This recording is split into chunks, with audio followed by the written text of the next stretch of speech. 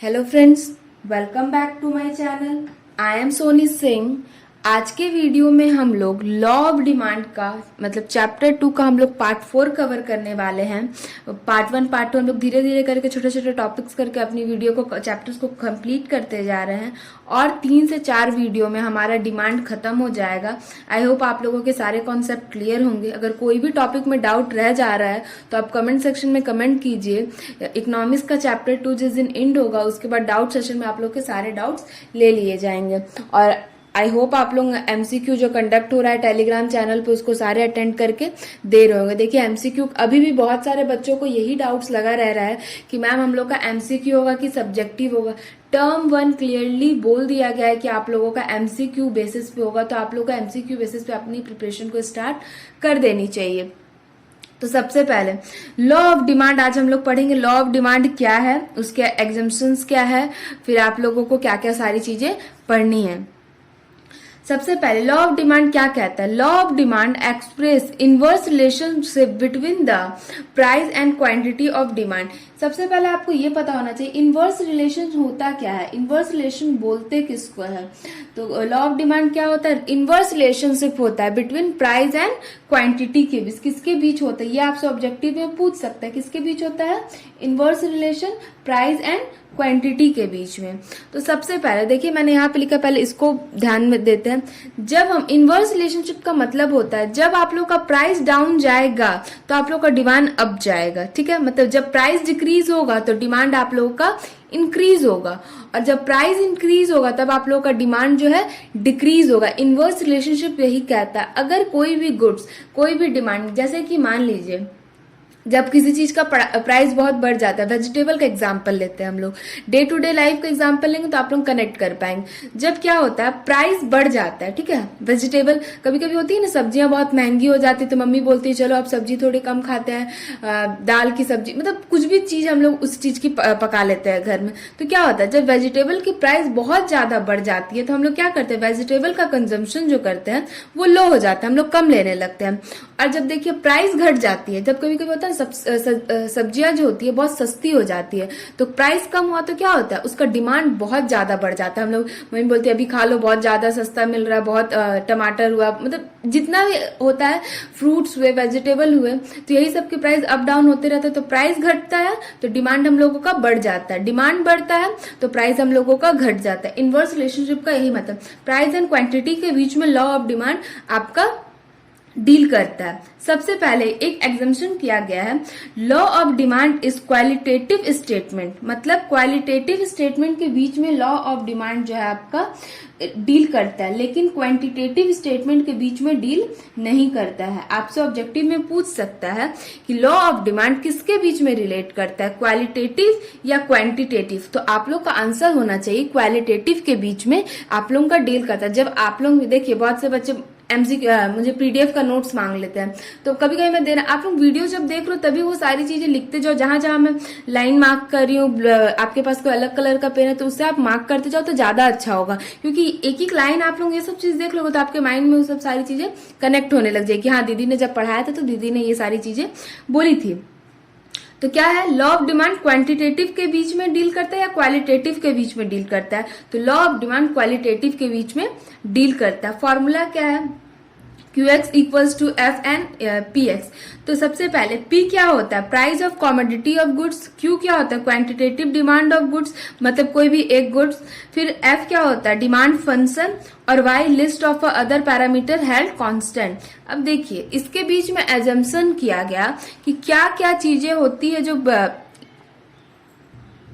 Assumption किया गया कि क्या क्या लॉ ऑफ डिमांड में आपका हो सकता है। सबसे पहले कंज्यूमर इनकम, कंज्यूमर मतलब कौन, बायर आपका, उनका इनकम जो है शुड बी रिमेन कांस्टेंट। उनका इनकम जैसे कि देखिए हर साल मतलब एवरी ईयर किसी का इनकम थोड़ा ना थोड़ा बढ़ता है, किसी किसी का नहीं बढ़ता, तो कांस्टेंट रहना चाहिए, तभी वो किसी भी गुड्स के प्रति उतना अटैच रहेंगे। हम लोग को जैसे कि ये गुड्स लेने हैं। फिर कंज्यूमर टेस्ट, नेचर क्या होता है, कभी कभी हम लोग का टेस्ट भी चेंज हो जाता है, nature should be remain constant. हम लोग का जो टेस्ट है वो भी कांस्टेंट रहेगा, तभी हम लोग का लॉ ऑफ डिमांड, क्योंकि लॉ ऑफ डिमांड का सिंपली मीनिंग ये कहता है, लॉ ऑफ डिमांड सिर्फ एक चीज पे स्टैंड करता है, जब हम लोगों का प्राइस इंक्रीज होगा तो हम लोग का डिमांड जो है वो डिक्रीज होगा। जब डिमांड डिक्रीज होगा हम लोग का क्वांटिटी जो है वो बढ़ेगा। सिर्फ लॉ ऑफ डिमांड इस दो इनवर्स रिलेशनशिप पे डिपेंड करता है, क्योंकि देखिए अगर टेस्ट और प्रेफरेंस हम लोग का सिर्फ कांस्टेंट आएगा तभी ये सारी चीज होगी। अगर ज्यादा फ्लक्चुएशन होने लगा तो लॉ ऑफ डिमांड वहां पे क्या करेगा, लैप्स करने लग जाएगा। फिर प्राइस और रिलेटेड गुड्स रिमेन कांस्टेंट। क्या बोलते हैं, अगर आप जैसे कि कॉफी आप पी रहे हैं, चाय आप पी रहे हैं, तो चाय की कॉस्ट अगर 10 रुपीज है तो उसी हिसाब से ऑलवेज रहनी चाहिए। एक टाइम के बाद चेंज होगा तो फिर उस पर भी हो जाएगा, लेकिन एक टाइम तक के लिए आप लोग का वो कांस्टेंट ही रहना चाहिए। फिर क्या, consumer remain unknown with a new substitute. Consumer जो है न्यू, जो ऐसा कुछ मार्केट में कभी कभी न्यू आता है खाने के लिए या किसी भी चीज का, खाने का एग्जांपल इसलिए ले रही हूँ ताकि आप लोगों को समझ में आए, जो ताकि आप लोग उससे रिलेट कर पाए।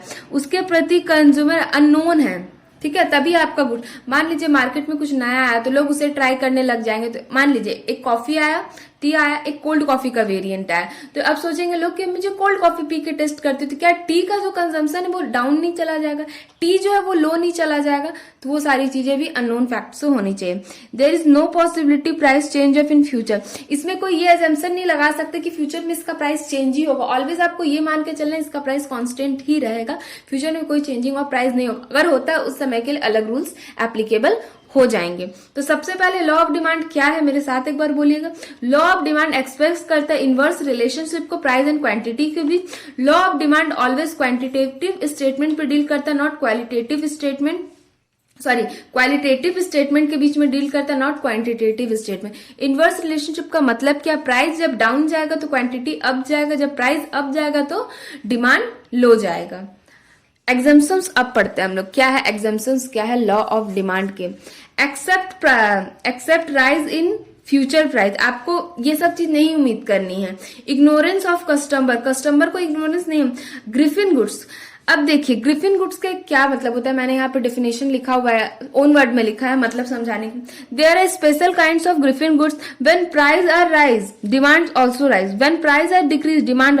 मतलब ग्रिफिन गुड्स कहता है जब प्राइस डिमांड, जब प्राइस अप जाएगा मतलब हाई इंक्रीज होगा तो डिमांड भी आपका इंक्रीज होगा, जब प्राइस डिक्रीज होगा तब आपका डिमांड भी डिक्रीज होगा। आपसे ऑब्जेक्टिव में पूछा जाता है ग्रिफिन गुड्स किस टाइप के गुड्स है, यही सब इंक्रीज डिक्रीज बोथ का आपका ऑप्शन दिया था। ऑलवेज आपको याद रखना है कि ग्रिफिन गुड्स वो गुड्स होते हैं जब प्राइस आपका इंक्रीज होगा तो डिमांड भी इंक्रीज होगा, जब ग्रिफिन गुड्स आपका डिक्रीज होगा डिमांड भी आपका डिक्रीज ही होगा, ठीक है।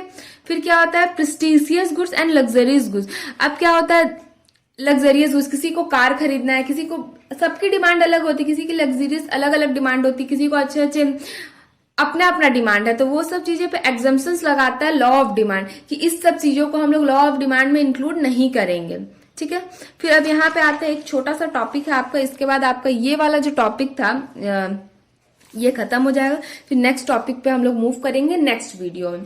अब यहाँ पे आपको ये चीज को ध्यान में रखना है और इस चीज को आपको लर्न कर लेना है, क्योंकि आपसे इससे ज्यादा ऑब्जेक्टिव क्वेश्चन बनने के चांसेस हैं।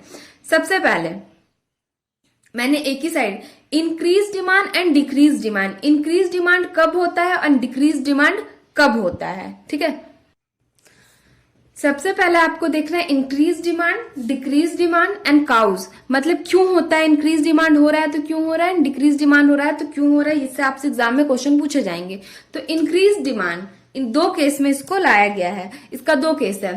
Same price more demand, price same है लेकिन डिमांड ज्यादा हो रहा है, price more but same demand, मतलब सेम प्राइस में ज्यादा डिमांड हो रहा है कभी, और कभी ज्यादा प्राइस में सेम डिमांड हो रहा है। मीन्स मान लीजिए एक यूनिट आपको, आप एक यूनिट खरीद रहे, प्राइस पर यूनिट 10 रुपीज दिया हुआ है और डिमांड 5 की हो रही है, ठीक है, यहाँ पे हो सकता है। फिर दूसरा केस ये भी हो सकता है कि प्राइस 10 रुपए और एक गुड्स की डिमांड आपकी ज्यादा हो रही है। मीन्स आप नहीं समझे, जैसे आपने एक गुड्स खरीदा, उसकी 10 रुपए कीमत, उस समय उसकी डिमांड ज्यादा है, ठीक है, मतलब कम हो गया। फिर एक टाइम ऐसा है कि 10 रुपए गुड्स की 10 रुपए डिमांड हो रही, मतलब ज्यादा हो रहा है, एक बार सेम प्राइस पे हो रहा है, एक बार ज्यादा हो रहा है। दूसरा क्या, मोर प्राइस एंड डिमांड सेम, मतलब प्राइस क्या है मोर बोल रहा है और डिमांड सेम, मतलब कि कभी आपको एक यूनिट मिल रही है 5 रुपए में और डिमांड आपकी 10 ज्यादा हो रही है, फिर आपको सेम वही वाला केस है। इससे आपसे अगर क्वेश्चन पूछते हैं तो इस वाले टॉपिक से पूछता है cause of increasing demand, cause of decreasing, आपको ऑप्शन दे दिए जाएंगे, पूछा जाएगा ऑल ऑफ द अबव, कौन से हैं कौन से नहीं है, आपको दोनों ऑप्शन दिए रहेंगे, तो आपको याद रखना है। तो यहाँ पे मैंने इसका डिक्रीजिंग डिमांड का लिखा, आप इसको भी एक बार देख लीजिए ध्यान से। डिक्रीजिंग डिमांड में क्या होता है, price same price less demand, फिर दूसरा आएगा less price same demand. Price per unit 10 रुपए, डिमांड भी 10 रुपया का हो रहा है, प्राइस पर यूनिट 10 रुपए, डिमांड भी 10 रुपए, मतलब प्राइस सेम है बट डिमांड आपका ज्यादा नहीं हुआ है।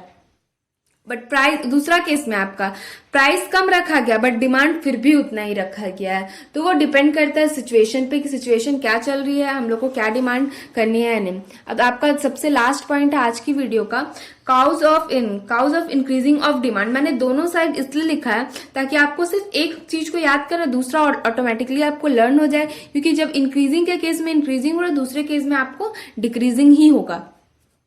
Increasing of income, increase the income of consumer, consumer का इनकम बढ़ता है उसके कारण भी डिमांड चेंज हो सकता है।